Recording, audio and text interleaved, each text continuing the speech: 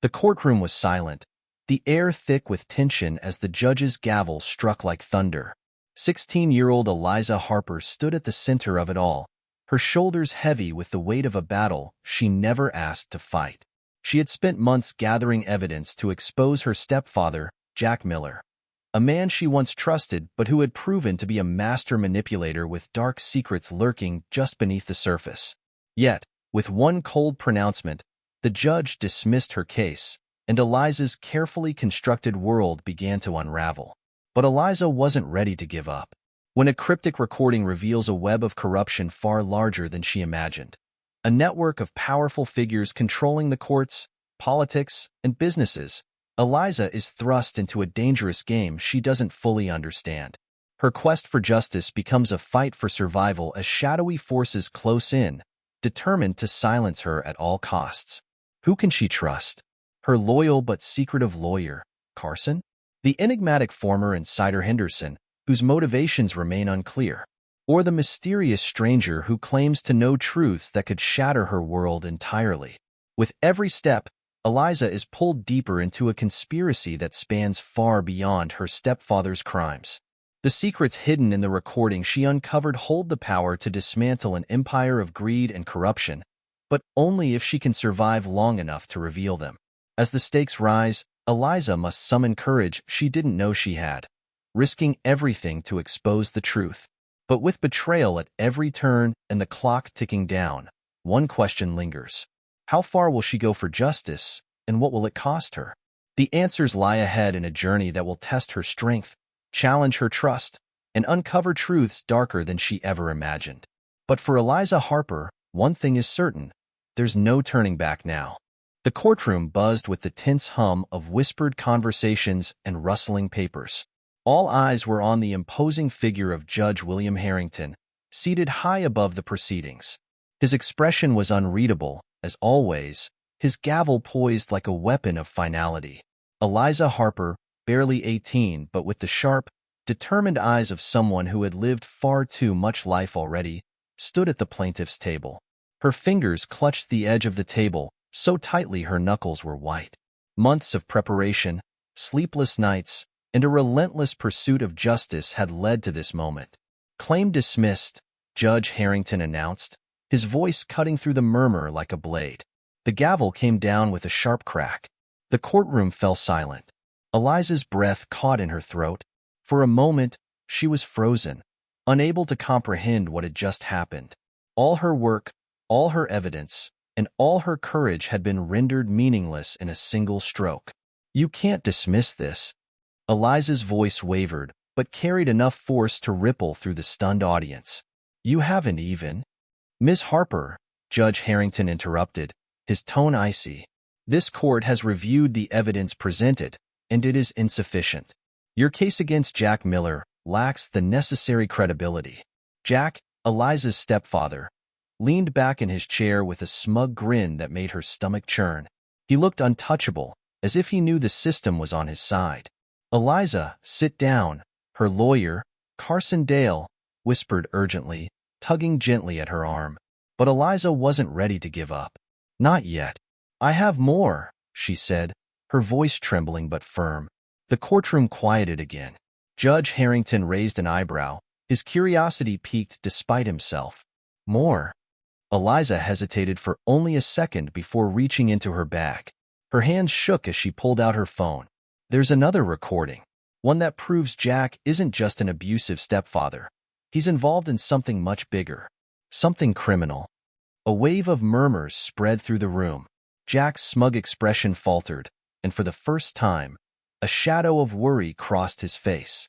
"Miss Harper," the judge said, his voice sharp, "this is highly irregular. Any new evidence should have been submitted before this hearing." "It wasn't safe before," Eliza shot back. "But I have it now." She scrolled through her phone with trembling fingers, finding the file she'd been too afraid to share until this moment. Before she could press play, the courtroom lights flickered. A ripple of unease passed through the crowd. Then, in a sudden, jarring instant, the room was plunged into darkness. Gasps and startled voices echoed around her. Eliza's heart pounded as she clutched her phone, the tiny screen the only source of light. Everyone remained calm. Judge Harrington's voice boomed through the darkness, though it lacked its usual authority. Eliza glanced down at her phone and froze.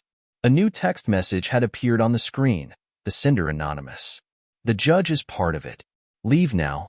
She stared at the words, her mind racing. Was this a warning?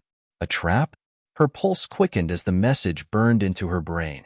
Eliza, Carson's voice whispered next to her. Let's go. I'm not leaving, she shot back, her voice low but fierce. Look around, Carson hissed. This isn't a coincidence. Someone doesn't want you to play that recording. If you stay here, you're putting yourself in danger. The lights flickered back on, revealing a courtroom filled with confusion and nervous glances. Judge Harrington's face was pale, his normally steely demeanor shaken. Ms. Harper, he said slowly, his eyes narrowing as they met hers. If you disrupt these proceedings again, I will have no choice but to hold you in contempt of court. Eliza swallowed hard, her mind a whirlwind of emotions. She wanted to scream, to demand justice, but the text on her phone and the flicker of unease in the judge's eyes told her she was treading on dangerous ground. I'll leave, she said quietly, her voice barely audible. Carson exhaled sharply, relief evident in his expression as he guided her toward the exit. As they stepped out of the courtroom and into the cold hallway, Eliza turned to Carson, her voice shaking with frustration. He's working with Jack, isn't he? Carson hesitated, his gaze flicking down the hallway before he answered. I don't know, but that text, someone knows more than we do. And if what they're saying is true, Judge Harrington might be just as dangerous as Jack. Eliza's stomach churned. She had always suspected that Jack's influence reached far beyond their small town, but now she was certain. This wasn't just about her case. It wasn't just about her stepfather. It was bigger, much bigger. As they reached the courthouse steps, Eliza's phone buzzed again. She hesitated before looking at the screen, half expecting another ominous warning. Meet me in the parking lot. Come alone. Eliza, Carson said, watching her expression shift. What is it? She looked at him, her chest tight with uncertainty. I think someone wants to help me. Or trap me. Who? She shook her head. I don't know. For a moment, they stood in silence, the weight of the situation pressing down on them. Finally, Eliza took a deep breath and squared her shoulders. I'm going, she said firmly. Eliza, that's a terrible idea, Carson protested. Everything about this is a terrible idea, she snapped, already walking toward the parking lot. As she stepped into the cold evening air, her heart pounded with a mix of fear and determination. She didn't know who was waiting for her or what they wanted, but one thing was clear. The fight for justice had only just begun. In the distance, a figure emerged from the shadows. Ms. Harper, the man called, his voice low and calm. You're in way over your head, but I can help you, if you trust me. Eliza's breath caught in her throat. This was it, the moment that could change everything. The question was, would she take the risk? The cold air stung Eliza's cheeks as she approached the figure in the parking lot. Her mind was racing with every possible scenario. Was this man a friend or foe? Would he give her answers? Or was he part of Jack's network, sent to silence her? Who are you? She asked, stopping a few feet away. The man stepped into the glow of a nearby street lamp, his face partially illuminated. He looked to be in his late 40s, with sharp, calculating eyes and a demeanor that exuded confidence. My name's Henderson, he said calmly. I used to work for the people your stepfather is involved with. And if you want to survive, you'll need my help. Eliza's instinct was to back away, her fingers gripping her phone tightly. Why should I trust you? You shouldn't, Henderson replied bluntly. But considering your current situation, I'm the best option you've got. That text you received about the judge? It's true. Harrington is compromised. If you think Carson can protect you, think again. The mention of Carson sent a chill through her. Was Henderson trying to sow doubt, or was he revealing a truth she wasn't ready to face? Before she could respond, Carson's voice cut through the air behind her. Eliza, step away from him. She turned to see her lawyer hurrying toward her, his expression tense. What the hell are you doing here, Henderson? Carson demanded, his voice low but sharp. Henderson smirked, crossing his arms, trying to keep her alive. Something you don't seem very good at. Eliza's eyes darted between the two men, her confusion growing. You know him? Carson hesitated, the pause thick with unspoken history. We've crossed paths before. And trust me, Eliza, he's not someone you want to get involved with. I could say the same about you, Henderson retorted. Or have you told her about your little arrangement with Harrington? Carson stiffened, his jaw tightening. That's enough. Stop. Eliza snapped, her voice cutting through their exchange. Both of you, stop talking like I'm not standing right here.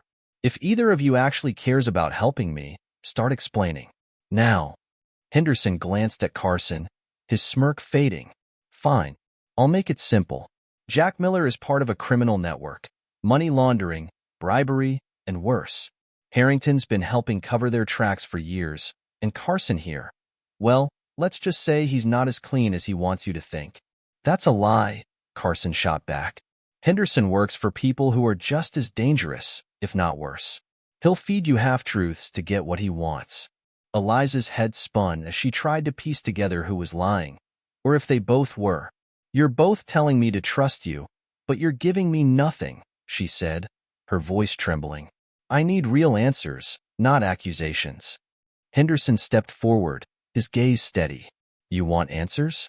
Fine. That recording you played in court, it's more than just evidence against Jack. It's a key.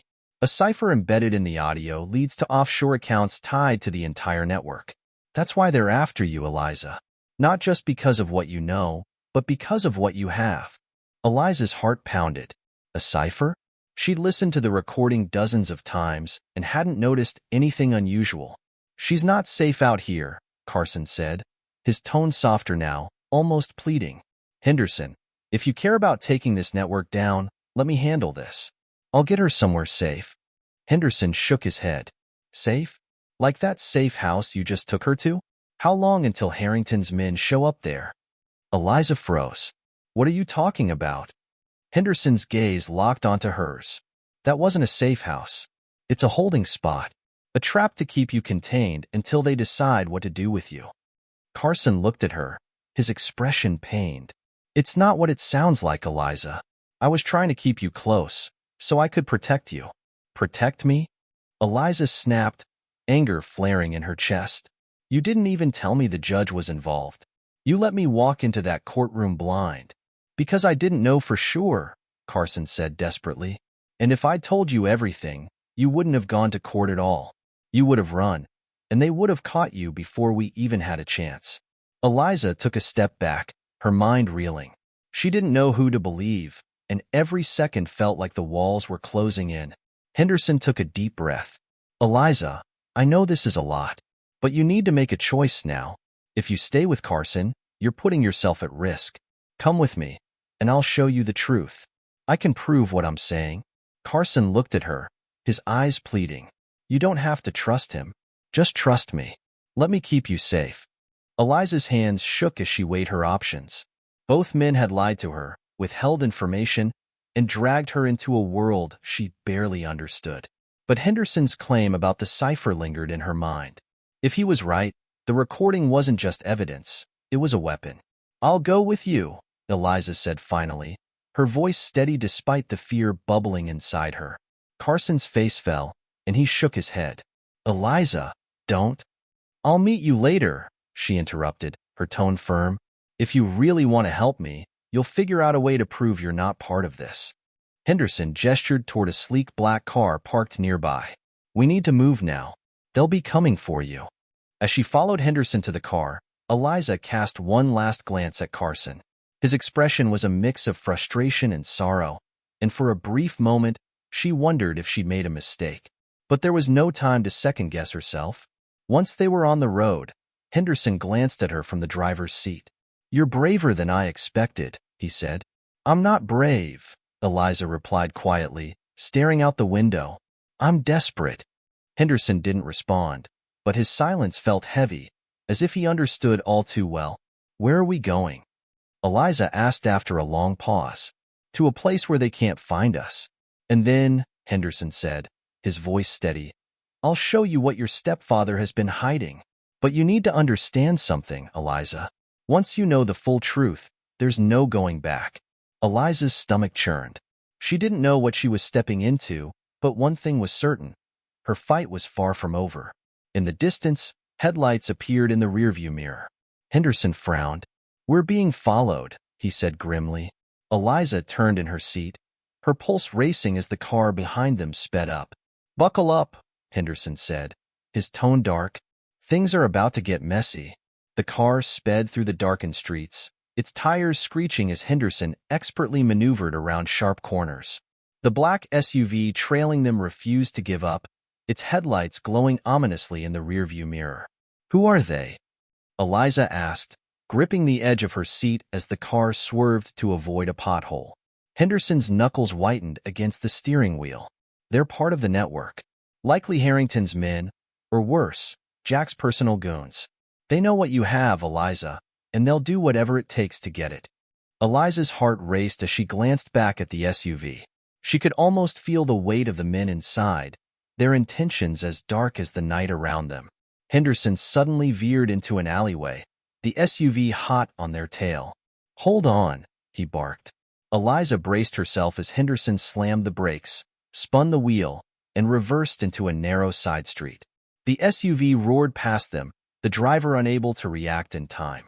Henderson wasted no seconds, shifting gears and speeding off in the opposite direction.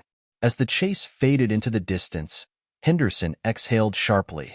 "They'll circle back. We need to get somewhere secure." Eliza's hands trembled as she clutched her phone.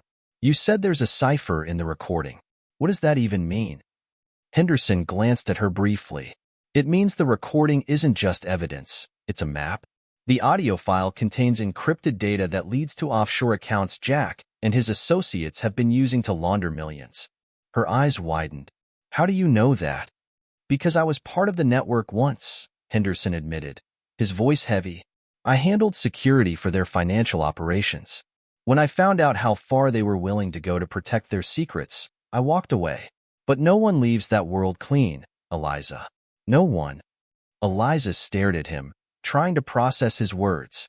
"If that's true, why are you helping me?" "Because exposing them is the only way I'll ever be free," he replied, his tone grim. "And you're the only person who has what we need to do that." They arrived at a dingy warehouse on the outskirts of town, its exterior worn and forgotten. Henderson pulled the car inside and killed the engine. "This is where we'll work," he said, motioning for Eliza to follow him. "It's off the grid. They won't find us here, at least not right away." The inside of the warehouse was a stark contrast to its exterior. Henderson had set up a workspace with laptops, monitors, and stacks of files. It was clear he had been preparing for this for a long time. "Give me the recording," Henderson said, holding out his hand. Eliza hesitated. "Why should I trust you with it?" Henderson sighed, his patience wearing thin. "You don't have to trust me, Eliza, but you saw how far they're willing to go to silence you. If we don't figure out how to decrypt that file and expose what's inside, none of us are getting out of this alive." Reluctantly, Eliza handed him her phone. Henderson connected it to his laptop and began pulling up the recording. As the audio played, Eliza's stomach churned. Hearing her stepfather's voice again made her skin crawl. "You think anyone will believe her? She's just a kid," Jack's voice growled. "We'll shut her up before she has the chance to do anything." Henderson paused the recording, his expression grim. "This is what you were dealing with?" Eliza nodded, her voice barely above a whisper. "He's been like that my whole life. I just didn't realize how dangerous he was until now." Henderson resumed the audio. Moments later, he froze. "There," he said, pointing to a section of the waveform on his laptop. "Do you see that spike? That's not part of the conversation. It's a hidden signal." Eliza leaned in, her pulse quickening. "What does it mean?" Henderson began typing furiously, running the file through a series of programs. "It's an encrypted message. If I'm right, it'll lead us to the offshore accounts." Minutes stretched into what felt like hours as Henderson worked. Finally, he sat back, his face pale but triumphant. "There it is," he said, turning the laptop to show Eliza. A series of coordinates glowed on the screen, along with an IP address. This is where the money is being funneled. Offshore accounts tied to dummy corporations. If we can access these, we'll have everything we need to blow the network wide open. Eliza stared at the screen, a mix of awe and dread washing over her. But what happens if they find out we have this? They'll come for us, Henderson said simply, and they won't stop. As the gravity of the situation sank in, Eliza's phone buzzed. She glanced at the screen and froze. I know where you are. You can't hide forever. Her hands shook as she showed the message to Henderson. It's them, isn't it? Henderson nodded, his jaw tightening. They're trying to rattle you. Don't let them. What do we do now? She asked, her voice trembling. Henderson stood, his expression hardened. We move fast. We use this data to trace their operations, but we can't stay here. They'll find us eventually. Eliza felt a wave of panic. You said this place was safe. It is for now. But if they've already tracked your phone once, they'll do it again. We have to stay ahead of them. As Henderson began packing up the equipment, Eliza's thoughts swirled. She had stumbled into something far bigger than she'd ever imagined. This wasn't just about her stepfather anymore. It was about a network of powerful people willing to do anything to protect their empire. Why didn't you expose them when you left? Eliza asked suddenly. Henderson paused, his back to her. Because I was afraid, he admitted. And because I didn't have someone like you, someone brave enough to stand up to them. Eliza felt a lump form in her throat. She didn't feel brave. She felt terrified. But as she looked at the data on the screen, she realized there was no turning back. We'll expose them, she said, her voice firm despite the fear gnawing at her. No matter what it takes. Henderson glanced at her, a flicker of respect in his eyes. Then let's get to work. The warehouse was eerily quiet as they packed up and prepared to leave. Every sound seemed amplified, every shadow a potential threat. Just as they were about to head out, a loud crash echoed from the entrance. Henderson grabbed Eliza and pulled her behind a stack of crates. They're here, he whispered. Eliza's heart pounded as heavy footsteps echoed through the warehouse. Search everywhere, a voice commanded. Henderson's grip tightened on her arm. No matter what happens, don't make a sound. Eliza nodded, her breath shallow. The footsteps grew louder, closer. The hunt had begun. The heavy footsteps echoed through the warehouse, each step amplifying Eliza's pounding heart. She crouched behind a stack of crates, her body trembling as she clutched her phone tightly. Henderson, next to her, peered around the edge of the crates, his face tense. 3 of them, he whispered, his voice barely audible. Armed. Eliza's stomach churned. She wanted to ask what they were supposed to do, but fear kept her silent. One of the intruders spoke, his voice gruff. Spread out. She has to be here. Henderson, too. Her breath caught in her throat. They knew Henderson was with her. Whoever these people were, they weren't just hired thugs. They had information, and it was clear they wouldn't leave without finding her. Henderson leaned closer to her, his voice a whisper in her ear. Stay low. If things go bad, take this. He handed her a USB drive, its black casing cool against her palm. It has everything we just uncovered. Get it to someone you trust. Eliza looked at him, her fear momentarily eclipsed by confusion. Someone I trust? Like who? Before Henderson could answer, one of the men kicked over a stack of crates nearby, the crash echoing through the warehouse. Come out, Harper, the man called. We know you're here. Don't make this harder than it has to be. Henderson's jaw tightened. Stay here, he mouthed silently. Eliza grabbed his arm. No, she whispered fiercely. You can't just. But Henderson was already moving.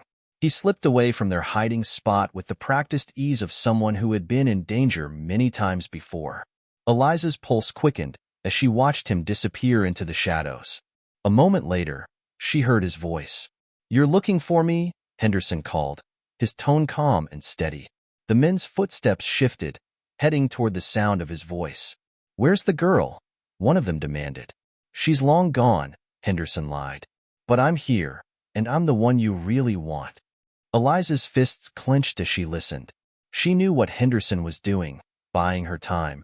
But the thought of him facing those men alone made her chest tighten. As the sounds of confrontation grew distant, Eliza crept toward the far side of the warehouse, her movements slow and deliberate. Every creak of the floorboards beneath her feet made her wince. She spotted an emergency exit partially hidden behind a row of shelves. Relief flooded her, until she heard a voice behind her. Going somewhere? Eliza spun around, her heart leaping into her throat. One of the men stood just a few feet away, a menacing grin spreading across his face. Hand over the USB, he ordered, gesturing to her hand. Eliza's mind raced. If she gave him the drive, everything, Henderson's work, the evidence against Jack, the network's secrets, would be lost. She backed away, clutching the USB tightly. Stay away, she warned, though her voice wavered. The man took a step closer. You're brave. I'll give you that, he said, his tone mocking. But this is bigger than you, little girl. Just give me the drive, and I'll make sure this ends quick. Eliza's back hit the wall, her options narrowing. She glanced toward the emergency exit, then back at the man. And then she did something that surprised even herself. She threw the USB drive as hard as she could across the room. The man's head snapped toward the sound of the drive clattering against the floor. What the hell? Eliza didn't wait for him to recover. She darted toward the emergency exit, slamming into it with all her strength. The door burst open, and she stumbled out into the cold night air. Her legs burned as she ran, the sounds of shouting and pursuit behind her. The warehouse was on the outskirts of town, surrounded by industrial buildings and empty lots. She had no idea where to go, only that she had to get away. She turned a corner and ducked behind a dumpster, her breath coming in short, panicked gasps. She tried to steady herself, but her thoughts were a whirlwind. Had Henderson gotten away? Had he been caught? Before she could dwell on it, her phone buzzed. She glanced at the screen and froze.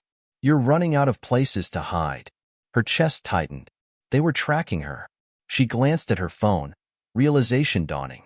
If they could track her location, they could follow her wherever she went. Her phone was a beacon. Her hands trembled as she powered it off and tossed it into the dumpster. Without it, she felt vulnerable, cut off from any potential help. But it was the only way to buy herself some time. Hours later, Eliza found herself on the edge of town, the distant glow of city lights offering little comfort. She slipped into a small diner, its fluorescent sign flickering in and out. Inside, the smell of stale coffee and greasy food filled the air. The place was nearly empty, save for a tired-looking waitress and a man sitting in the corner booth. Eliza took a seat near the back, her eyes scanning the room nervously. She needed to think, to plan her next move. But all she could think about was Henderson. Had he made it out? Or had she just left him to face those men alone? As the waitress approached her table, Eliza forced a small smile. Just water, she said, her voice hoarse. The waitress nodded, giving her a curious glance before walking away. Eliza pulled out a folded piece of paper from her jacket, a copy of the evidence she and Henderson had found earlier. It wasn't everything, but it was enough to expose part of the network's operation. She stared at the names and numbers on the page, her stomach churning. The corruption stretched so far: judges, politicians, business leaders. It was a web of power that seemed impossible to unravel. Her thoughts were interrupted when the man in the corner booth stood and began walking toward her. Her body tensed, her hand instinctively reaching for the knife on the table. The man stopped a few feet away, his hands raised in a gesture of peace. "Eliza Harper," he said quietly, "I've been looking for you." She narrowed her eyes. "Who are you?" "My name is Mason," he replied. "I worked with your mother." Eliza froze. "My mother's dead." Mason shook his head. "No, she isn't. And if you want to survive this, you need to come with me. Right now." Eliza stared at him, her heart pounding. Was this another trap? Or was Mason telling the truth? She glanced at the paper in her hand, then back at him. "What do you know about my mother?" she asked, her voice sharp. Mason's expression softened. "Enough to know she's the reason you're still alive. But if we stay here, that could change." "They're coming, Eliza. We need to leave." Eliza's mind raced. Could she trust him? Could she risk it? The sound of a car screeching to a stop outside made the decision for her. "They found us," Mason said, his voice urgent. "Come on." Eliza hesitated for only a moment before grabbing her things and following him out the back door. As they disappeared into the night, Eliza realized she was stepping deeper into the unknown. And the only thing scarier than not knowing who to trust was knowing she couldn't trust anyone. The distant hum of the car chasing them had faded, but Eliza Harper couldn't shake the feeling that someone was still watching her. Every shadow stretched too far. Every corner seemed to conceal danger. As she followed Mason through a labyrinth of back alleys, her mind reeled. "My mother's alive?" she asked, her voice low but insistent. Mason glanced back at her, his face hardened by years of survival. "She is. But she's been in hiding, protecting you from all of this." Eliza stopped in her tracks, forcing Mason to turn around. "You don't just drop something like that and expect me to keep running," she snapped. "Why didn't she tell me? Why did she let me think she was dead for 10 years? Mason hesitated, his gaze softening. "She didn't want to, but she had to.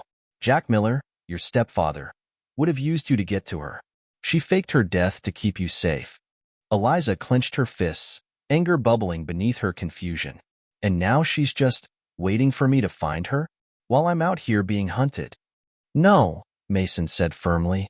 "She's been working to bring this entire operation down. She's closer than anyone has ever been. But if she knew what was happening to you right now, she'd be here." Eliza swallowed hard, her emotions swirling. She wanted to scream, to cry, to demand answers, but there wasn't time. "So, where is she?" Mason hesitated again, his jaw tightening. "That's complicated." Eliza glared at him. "What does that mean?" "It means I can't take you to her yet," he admitted. "Not until we're sure it's safe." Her frustration boiled over. "You keep telling me to trust you, but you're not giving me anything." Mason stepped closer, his voice calm but firm. "You want answers? You'll get them. But first, we need to stay alive. That means taking down the people chasing you before they get to her. Or you. Understood?" Eliza didn't answer, but she started walking again, her heart pounding with a mixture of fear and fury.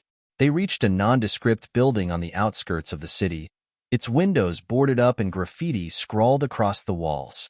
Mason motioned for Eliza to stay back as he scanned the area, his eyes sharp and calculating. "This is the rendezvous point," he said. "Rendezvous with who?" Eliza asked, her voice laced with suspicion. Before Mason could answer, the door creaked open, and a woman stepped out. Eliza's breath caught in her throat. It was the waitress from the diner. "You?" Eliza exclaimed. The woman smirked. "Surprised? Don't be. This isn't my first rodeo." Mason motioned for them to head inside. "Let's go. We don't have long." Inside, the room was sparse but functional. Maps, files, and monitors cluttered a table in the center. The waitress, whose name Eliza soon learned was Kate, began pulling up surveillance footage on one of the screens. "This is where things get dangerous," Mason said, gesturing for Eliza to sit. "You're about to go deeper into their world than you've ever been before. You sure you're ready for this?" Eliza met his gaze, her determination hardening. "I don't have a choice, do I?" Mason nodded. "No, you don't. But it's going to take more than just evidence to bring these people down. We need to show them that their secrets aren't safe." He turned to Kate. "Do we have access to the gala?" Kate nodded, pulling up a blueprint of a luxurious venue on the screen. "Jack and his associates are hosting a charity gala tomorrow night. It's a front for one of their biggest deals, millions being funneled through offshore accounts. If we can get Eliza inside, she can collect the last piece of evidence we need to expose the network." Eliza stared at the screen, a knot forming in her stomach. "You want me to go in there? Alone?" "They won't expect you," Mason said. "You're the last person they'll think has the guts to show up. That's your advantage." Kate handed her a forged ID and a dress bag. "This will get you in. Blend in, stay calm, and find this man." She pulled up a photo of a tall, broad-shouldered man with a sharp jawline and cold eyes. "Who is he?" Eliza asked. "His name's Victor Lang," Mason explained. He's Jack's partner in the offshore operations. If anyone has access to the accounts, it's him. Get close to him, figure out where the money's going, and get out. Fast. Eliza's mind raced as she stared at Victor's photo. She wasn't a spy or a trained operative. She was a teenager who had barely survived the past few days. But now they wanted her to infiltrate a room full of criminals? What happens if I'm caught? She asked quietly. Mason's face was grim. Don't get caught. The next evening, Eliza stood outside the grand ballroom where the gala was being held. She smoothed the folds of her sleek black dress, her heart pounding. This is insane, she muttered under her breath, clutching the small recording device hidden in her clutch. Kate's voice crackled in her earpiece. You're doing fine. Just walk in, find Victor, and stay confident. You've got this. Eliza swallowed hard and stepped inside. The room was a dazzling display of wealth and power. Chandeliers sparkled overhead, and waiters in crisp uniforms weaved through the crowd with trays of champagne. Everyone in the room looked polished, untouchable. Her gaze swept the crowd, searching for Victor. When she finally spotted him near the bar, her stomach tightened. Target acquired, she whispered into her earpiece. Good, Mason's voice replied. Now get close to him. Eliza made her way through the crowd, her hands trembling as she approached Victor. She forced a smile as she stepped up to the bar next to him. Busy night? She asked, her voice light and casual. Victor glanced at her, his eyes sharp. Do I know you? Eliza's heart skipped a beat, but she kept her smile intact. Not yet. Victor raised an eyebrow, intrigued. Well, aren't you bold? As they talked, Eliza carefully activated the recording device in her clutch. Her goal was to keep him talking long enough to capture anything incriminating. But just as she thought she was making progress, a voice behind her froze her in place. Eliza Harper. She turned slowly to see Jack Miller standing a few feet away, his smile cold and predatory. Her cover was blown. Victor frowned, looking between Eliza and Jack. You know her? Oh, yes, Jack said smoothly. She's my stepdaughter, and I think she's wandered into the wrong room. Eliza's mind raced. She had to think fast. I'm here for you, Jack, she said, her voice steady despite the fear twisting in her gut. To tell you it's over. Jack's smile faltered for a fraction of a second, but then it returned, darker than before. You have no idea what you've just done, he said quietly. Before Eliza could respond, security guards appeared on either side of her. Get her out of here, Jack ordered. As they grabbed her arms, Eliza shouted into her earpiece, hoping Mason and Kate were still listening. They know. I need help. The last thing she saw before being dragged out of the ballroom was Victor's icy stare and Jack's chilling smile. In the distance, Mason's voice came through her earpiece, calm but urgent. Hold tight, Eliza. We're coming for you. But deep down, she knew this was only the beginning of her fight.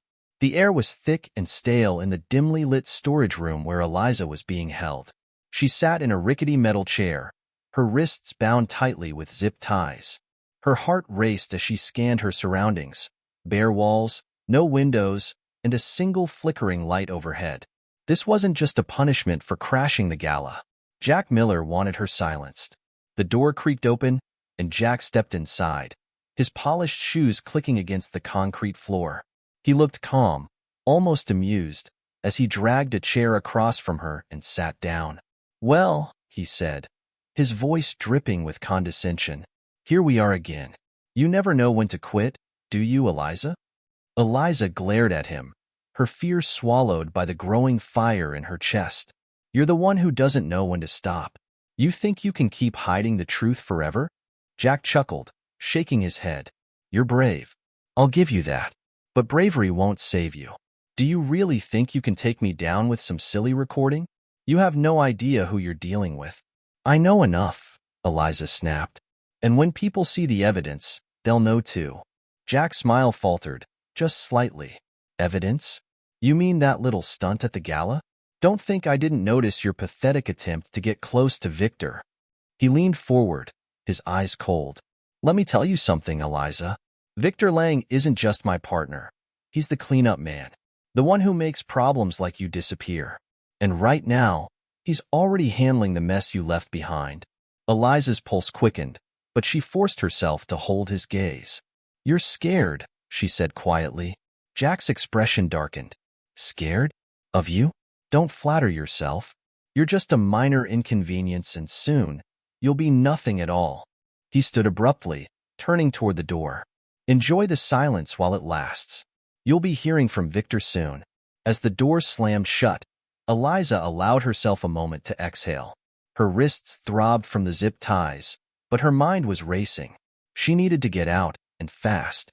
Meanwhile, across the city, Mason and Kate were in a frantic race against time. I've got her signal, Kate said, her fingers flying over the keyboard. They've taken her to a warehouse on the waterfront. Mason grabbed his jacket and a pistol, his jaw clenched. How many guards are we looking at? Too many for a frontal assault, Kate replied. But the good news is, she still has the recording device in her clutch. It's transmitting. Mason's eyes lit up with hope. What did we get? Kate played back a snippet of the conversation between Eliza and Victor at the gala. She was good, Kate said, a hint of admiration in her voice. She got Victor to confirm the existence of the offshore accounts and the network's involvement in laundering political donations. Mason nodded. That's enough to blow this thing wide open. But first, we need to get her out of there. Back in the storage room, Eliza struggled against her restraints, her wrists burning from the effort. She glanced around the room, searching for anything she could use to cut herself free. Her eyes landed on a jagged piece of metal sticking out from a broken shelf nearby. Carefully, she scooted her chair closer to the shelf, wincing as the metal scraped against the floor. She twisted her wrists, angling the zip ties against the sharp edge. Minutes felt like hours as she worked, the sound of her breathing loud in the oppressive silence. Finally, with a sharp snap, the ties broke. Eliza gasped, her hands trembling as she rubbed her sore wrists. She stood, her legs shaky but determined. She had to find a way out before Victor arrived. The storage room door opened just as Eliza slipped into the shadows. 2 guards entered, their voices low as they scanned the room. She's gone, one of them barked. Spread out, the other ordered. She can't have gotten far. Eliza crouched behind a stack of crates, her heart pounding as the guards searched. She waited until they moved toward the far side of the room, then slipped out through the open door. The hallway beyond was narrow and poorly lit. She moved quickly but quietly, her mind focused on escape. At the end of the hall, she found a stairwell leading up. Taking a deep breath, she climbed the steps, her bare feet silent against the cold metal. When she reached the top, she pushed open the door and stepped into the cool night air. The warehouse overlooked the waterfront, the smell of salt and oil thick in the air. She spotted a motorboat tied to the dock below and made her way toward it, her breath hitching with every step. Inside the warehouse, chaos erupted as Mason and Kate launched their rescue mission. Kate had hacked into the building's security system, disabling the cameras and setting off alarms to distract the guards. Mason moved through the shadows with practiced precision, taking out guards silently as he made his way toward Eliza's last known location. When he reached the storage room, he found it empty. Relief and panic flooded him in equal measure. She's not here, he said into his earpiece. She must have escaped. Kate's voice crackled through the line. I've got movement near the docks. It could be her. Mason bolted toward the exit, his heart pounding. Eliza was untying the motorboat when she heard footsteps behind her. She spun around to see Victor Lang, his cold eyes locking onto hers. Going somewhere? He asked, his voice dripping with menace. Eliza's mind raced. She knew she couldn't outrun him, but she wasn't about to give up. I'm not afraid of you, she said, her voice steady despite the fear gnawing at her. Victor smirked. You should be. Before he could move, a figure appeared behind him. Mason. Step away from her, Mason ordered, his gun trained on Victor. Victor turned slowly, his smirk fading. Mason. Still playing the hero, I see. Let her go, Mason growled. Victor glanced between them, calculating his odds. Finally, he raised his hands in mock surrender. Fine, take her. But this isn't over. He stepped back, disappearing into the shadows as sirens echoed in the distance. Minutes later, Eliza and Mason sped away in the motorboat, the city lights shrinking behind them. "You okay?" Mason asked, his voice soft. Eliza nodded, though her hands were still trembling. "I got the recording," she said, her voice stronger now. "And Victor gave me everything I needed to finish this." Mason glanced at her, admiration flickering in his eyes. "You did good, kid. But we're not done yet." Eliza stared at the horizon, determination hardening her resolve. "No," she said, "not yet. But we're close." The fight wasn't over, but for the first time, Eliza felt like she was winning. The early morning sky over the city was painted in muted grays and blues, the calm before the storm. Eliza Harper sat in the back of a dimly lit van, her thoughts racing as Mason handed her a dossier. The document was thick, filled with details about Jack Miller's criminal network, offshore accounts, and the people who protected him. "This is it," Mason said, sitting across from her. His tone was calm, but the tension in his jaw betrayed the gravity of the situation. "Everything we've worked for. If we do this right, we can expose them all. But we only get one shot." Eliza stared at the pages, her mind struggling to process the sheer scope of the corruption. Politicians, judges, CEOs. Jack's influence stretched farther than she had ever imagined. "This isn't just about him anymore," Eliza said, her voice trembling. "It's about everyone he's protecting." Mason nodded. "Exactly. And if we can release this information, they won't just go after Jack. They'll dismantle the entire network." Kate, seated in the front of the van with her laptop perched on her knees, swiveled to face them. "I've already prepped the data. Once you go live, it'll hit every major news outlet, social media platform, and government agency within seconds. They won't be able to stop it." Eliza hesitated, her heart pounding. "And what about Jack? He's not going to let this happen without a fight." Mason exchanged a glance with Kate. "That's why you're going to confront him directly," he said. "What?" Eliza's eyes widened. Kate interjected, her tone reassuring. "We're not sending you in alone. We've got backup ready, and the authorities will be monitoring the location. But Jack needs to be there when the information drops. His reaction will be crucial to proving his guilt." Eliza took a deep breath. "So, you're telling me I have to walk straight into his den and act like I'm not terrified?"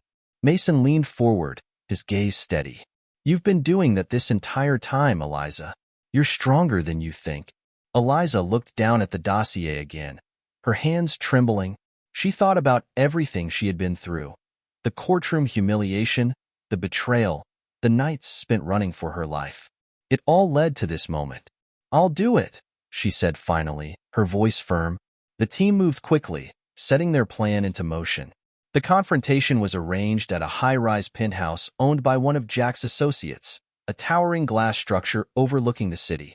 Mason had used an encrypted line to contact Jack, baiting him with the claim that Eliza had the recording and was ready to make a deal. "Do you think he'll show?" Eliza asked as they approached the building. "He'll show," Mason said grimly. "Jack doesn't trust anyone to handle his problems. He'll want to deal with you himself." Eliza swallowed hard as they entered the lobby.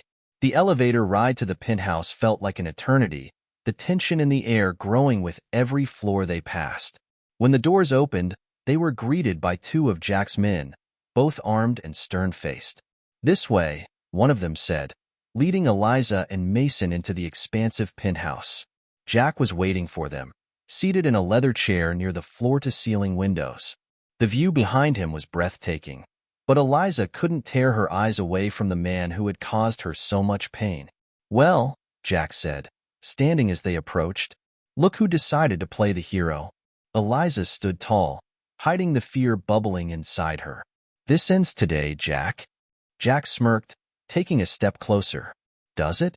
You're standing in my home, surrounded by my people. What exactly do you think you're going to accomplish here?" Eliza held her ground. "I have everything. The recordings, the documents, the accounts. It's over." Jack's smirk faltered, but only for a moment. "You think a little girl with a flash drive is going to bring me down? I've survived worse than you." Mason stepped forward, his voice calm but firm. "You're running out of time, Jack. In 5 minutes, the whole world will know what you've done. Every bribe, Every deal, every dollar you've stolen. It's all going public. Jack's expression darkened, his confidence slipping. You're bluffing. Eliza pulled out her phone, holding it up. Am I? With a single tap, she activated the upload Kate had prepared. The data began streaming to news outlets and social media platforms in real time, the screen displaying a progress bar. You can't stop it now, Eliza said, her voice steady. Everyone's going to know who you really are. Jack's composure shattered. Do you have any idea what you've done? He shouted, his voice echoing through the room. I've done what you were too much of a coward to do, Eliza shot back. I told the truth. Before Jack could respond, the sound of gunfire erupted from the hallway. Mason grabbed Eliza, pulling her behind a couch as chaos broke out. It's Victor, Mason shouted. Eliza peeked over the edge of the couch and saw Victor Lang storming into the room, his gun raised. Jack, Victor barked. What the hell is going on? She wasn't supposed to leave that warehouse alive. Jack's face twisted with rage. You let her escape? Do you have any idea what she just did? Victor's eyes narrowed, his gaze landing on Eliza. Then I'll fix it. Right now. Before Victor could raise his weapon, Mason tackled him, the two men grappling as Jack's guards scrambled to regain control. Eliza, run! Mason yelled, but Eliza didn't run. Instead, she grabbed Jack's laptop from the table and shoved it into her bag. If they were going to take him down, they needed everything they could get. Police sirens wailed in the distance, growing louder as Mason subdued Victor. Jack, realizing the walls were closing in, bolted toward the penthouse's back exit. You're not getting away, Eliza shouted, chasing after him. She cornered him in the hallway, blocking his path. You have nowhere to go, she said, her voice shaking but resolute. Jack sneered. Do you really think you've won? People like me don't fall. We adapt. We survive. Eliza held up her phone, the upload complete. Not this time. At that moment, the police burst into the room, guns drawn. Jack raised his hands, his face a mask of fury as they cuffed him. Mason appeared beside Eliza, his face bloodied but triumphant. You did it, he said softly. Eliza watched as Jack was led away, her chest heaving with relief and exhaustion. News of Jack Miller's arrest and the leaked evidence spread like wildfire. Headlines blared his name alongside the names of the powerful figures he had protected. The network crumbled, its members exposed one by one. Eliza stood outside the police station the next day, watching reporters swarm the entrance. She clutched her bag tightly, her fingers brushing against the USB drive inside. It's over, Mason said, stepping beside her. For now, Eliza replied, her voice quiet but determined. But there's still so much to fix. Mason smiled faintly. You've already done more than anyone expected. The truth is out, Eliza. That's what matters. As the sun rose over the city, Eliza felt a weight lift from her shoulders. She wasn't the same scared girl who had walked into that courtroom weeks ago. She was stronger now, and for the first time, she believed in the power of her own voice. The city's skyline glimmered under the golden rays of a new morning. For the first time in weeks, Eliza Harper felt a sense of peace, though it was fragile. The battle against Jack Miller and his network was over, but the scars it left behind remained fresh. Eliza stood in the middle of a crowded press conference outside City Hall. The air buzzed with the chatter of reporters and the clicks of cameras. The story had captivated the nation. How a brave young woman had dismantled one of the largest corruption networks in the country. Mason stood beside her, his usually guarded expression softened with pride. Behind them, Kate adjusted her laptop on a podium, ensuring the live stream of the event was working seamlessly. Are you ready for this? Mason asked, his voice low. Eliza took a deep breath. Not really, but I have to do it. The mayor, flanked by city officials and federal investigators, approached the podium. After a brief speech commending the authorities for their work in dismantling the criminal network, he turned toward Eliza and motioned for her to step forward. Eliza's heart raced as she approached the microphone, the sea of cameras and expectant faces nearly overwhelming. She clenched her hands at her sides, willing herself to stay steady. My name is Eliza Harper, she began, her voice shaking slightly before growing stronger. I'm not a politician or a lawyer or an investigator. I'm just a girl who wanted the truth to come out. The crowd quieted, captivated by her raw honesty. For years, I lived in fear of my stepfather, Jack Miller, and of the people he worked with. They controlled everything: money, power, and even justice. But I refused to stay silent. She paused, her gaze sweeping over the crowd. The truth isn't always easy to tell, but it's worth fighting for. And if there's one thing I've learned, it's that no one is untouchable. Not even people like Jack Miller. Applause erupted, and Eliza stepped back, her heart pounding. Mason gave her a reassuring nod as the mayor returned to the podium. The weeks that followed were a blur of interviews, investigations, and legal proceedings. Jack Miller's trial became a media spectacle, with Eliza's testimony serving as the nail in his coffin. Alongside him, dozens of powerful figures were implicated, their secrets dragged into the light for the world to see. Eliza, however, avoided the spotlight whenever she could. She spent most of her time working quietly with Mason and Kate, helping authorities sort through the mountain of evidence they had uncovered. One evening, Mason found her in a small office surrounded by stacks of documents. She was hunched over a report, her brow furrowed in concentration. "You don't have to do all this, you know," he said, leaning against the doorframe. Eliza looked up, exhaustion etched into her face. "I know, but I want to. I need to." Mason nodded, understanding. "You've done more than enough, Eliza. It's okay to take a step back." She hesitated before replying. I don't want anyone else to feel like I did. Alone. Trapped. If I can help make sure this doesn't happen to anyone else, I will." Mason smiled faintly. "You're stronger than most people I know." Eliza returned his smile, though it didn't quite reach her eyes. "I don't feel strong. Just lucky to be alive." A month later, Eliza received a call from Mason while she was at home, trying to settle back into a normal life. "You need to come to the safe house," he said urgently. "What's going on?" she asked, her heart leaping to her throat. "It's about your mother," Mason replied. Eliza's breath caught. She hadn't allowed herself to fully believe Mason's earlier claim that her mother was alive. It had seemed impossible, a cruel hope dangling just out of reach. She arrived at the safe house an hour later, her hands trembling as she stepped inside. In the corner of the room stood a woman with graying hair, her posture hesitant but familiar. When she turned to face Eliza, her eyes filled with tears. "Eliza," the woman said, her voice breaking. "Mom," Eliza whispered, tears streaming down her face as she ran to embrace her. The hug was tight, almost desperate, as years of separation melted away in an instant. "I'm so sorry," her mother said, her voice trembling. "I never wanted to leave you. I had to protect you. It was the only way." Eliza pulled back, searching her mother's face. "Why didn't you come back sooner?" "I couldn't," her mother said, her guilt evident. "Jack's reach was too far.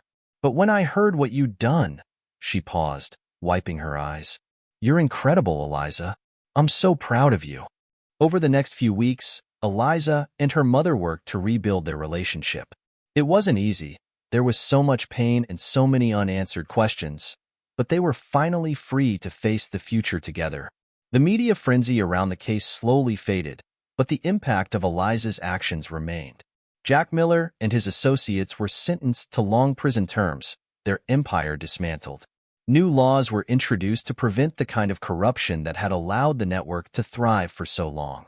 Eliza decided to use her newfound platform to advocate for others. She started speaking at schools and community events, encouraging young people to stand up for what they believed in, no matter how impossible it seemed. "I'm not special," she said during one event. "I'm just someone who refused to give up. And if I can do that, so can you."